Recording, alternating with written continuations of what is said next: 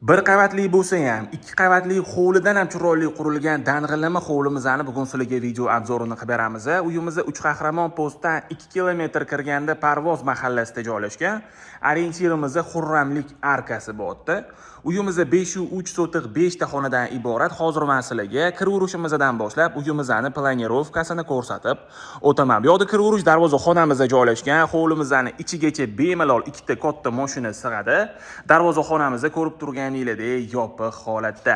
Hovlimizda binolarimiz ikki qismga ajratilgan. Kirishimiz bilan o'ng tomonimizda bitta bino uyimiz va etek tomonda asosiy bino uyimiz joylashgan. Binolarimiz pishgan g'ishtdan ko'tarilgan. Uyimizning fasadi va devorlariga ochiq rangdagi travertin ishlatilgan. Hovlimizning o'rtasida bo'lsa, shunaqa chiroyli qilib zeleniy zona qilingan, gullagacha ekib qo'yilgan. Uyimizda gaz, svet, suv, kanalizatsiyagacha ulangan, internet ham tayyor ulab qo'yilgan. Bu yerda bo'lsa yozgi oshxonani ko'rishingiz mumkin. Yozgi oshxonamizning hamma sharoitlari bor. Bu yerda o'zini moykasi, gaz plitasi, mangal zonasi, bu yerda bo'lsa ikkitadan qozon o'chog'i bilan birga. Bu yer tomonda ovqat tayyorlangan taqdirda mana shu joyimizni o'ziga bitta tapchan qo'yib, yoz issiq kunlarda dam olib ovqatlanib o'tiradigan joy qilib qo'ysanglar bo'ladi. Uyimizda yashash uchun tayyor holatda bitta katta oila maza qilib yashasa bo'ladi. Uyimizning xavfsizligi uchun uyimizga 5 ta kamera o'rnatilgan, hovlimizning o'ziga 3 ta, ko'chaga bo'lsa 2 ta kamera qo'yilgan.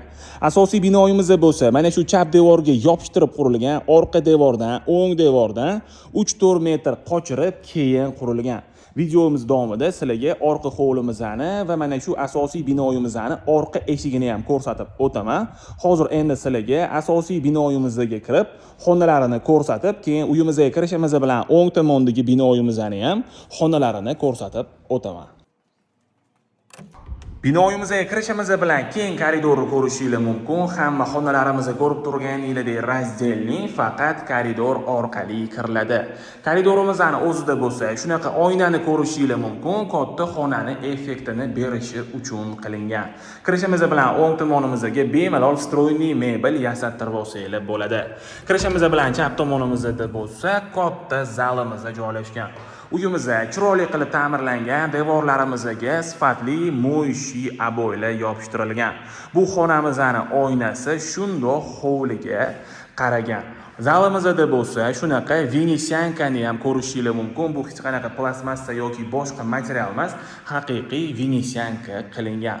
Uyimizning hamma xonalarida ko'zni charchatmaydigan yorqin ranglar ishlatilgan. Bu yerda bitta spalnyamiz joylashgan. Uyimizning pol qismiga chiroyli qilib laminat, koridor va sanuzellarimizga bo'lsa kafel ishlatilgan.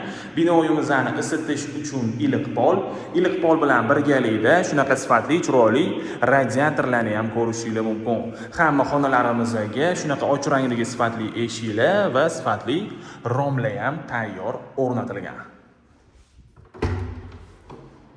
Bu yerda bo'lsa, общий sanuzelimizda joylashgan. Sanuzelarimizning hammasini patolog qismiga shunaqa natijnoy patolog ishlatilgan. Bu yerda родительская spalnyamizda joylashgan. Bu xonamizning oynasi orqa hovliga qaragan.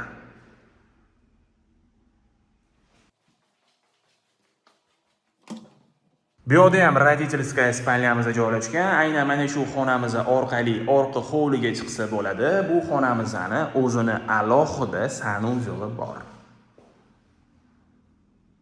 Uyimizda juda ham chiroyli qilib ta'mirlangan deb o'ylayman. Sizlar ham o'zingizlarning shaxsiy fikringizni bemalol kommentariyada qoldirsanglar bo'ladi. Bu yerda bo'lsa, sanuzelimizda joylashgan, shunaqa dushovaya kabinkalarigacha o'rnatib qo'yilgan.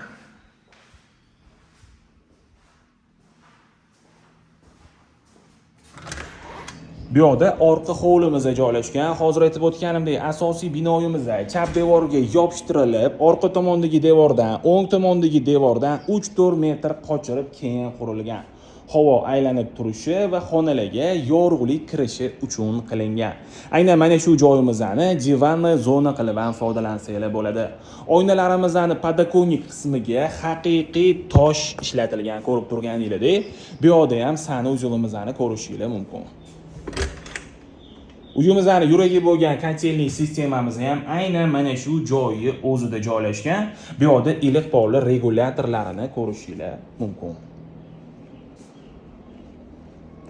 Mana shu yo'l orqali ham oldi hovliga chiqib ketsa bo'ladi. Hozir endi men sizlarga uyimizga kirishimiz bilan o'ng tomondagi binoyimizning xonalarini ko'rsatib o'taman.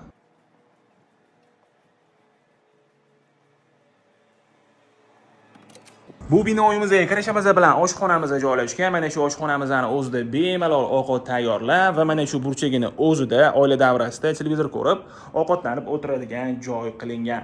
Joy egalari mana shu binoni o'zida yashashayotgan ekan, lekin asosiy binoyimizda hali hech kim yashamagan. Ikkala binoyimizda ham yangi qurilgan. Oshxona mebel texnikalariga to'xtaladigan bo'lsak, mana shu mebel texnikalarni o'zi mana shu joyi o'zida qoladi. Faqat televizorni olib chiqib ketishar ekan, kelishsanglar buni ham tashab ketishadi. Bu yerda bo'lsa kameralarimizni upravleniya qiladigan shunaqa monitor joylashgan. Oshxonamizdan bo'lsa, spalniyaga o'tib ketsa bo'ladi. Bu spalniyamizning o'zini alohida sanuzeli bor. Spalniyamizning oynasi ko'chaga qaraganligi uchun panjaralargacha o'rnatib qo'yilgan.